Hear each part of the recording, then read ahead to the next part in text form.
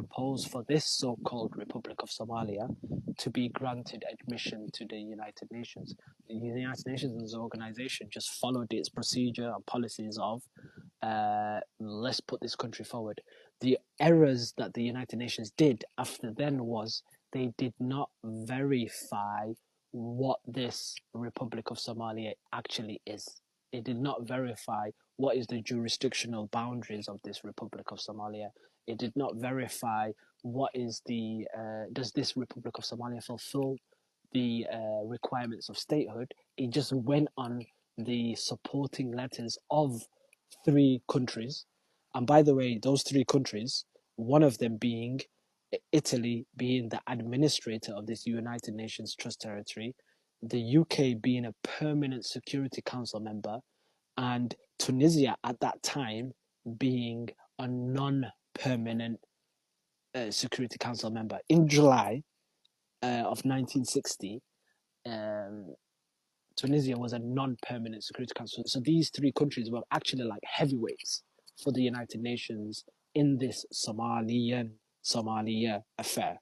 So they just followed whatever those 3 countries said to them as an organization. They just followed those procedures. They didn't do their due diligence.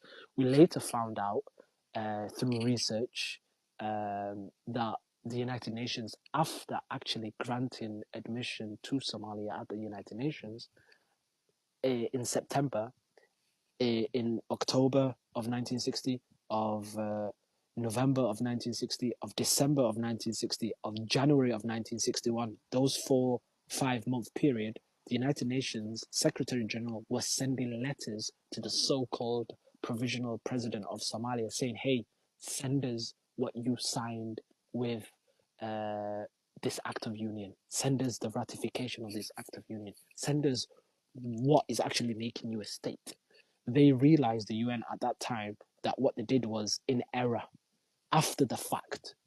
So in that period, they was just pushing Somalia to actually provide legal and legislation about this so-called union, Act of Union, which then led to Somalia in January 31st of 1961 to create an Act of Union law, which they then said is in retroactive basis based on July 1st. The Secretary General of the UN at that time was that Daag Hammarskjöld.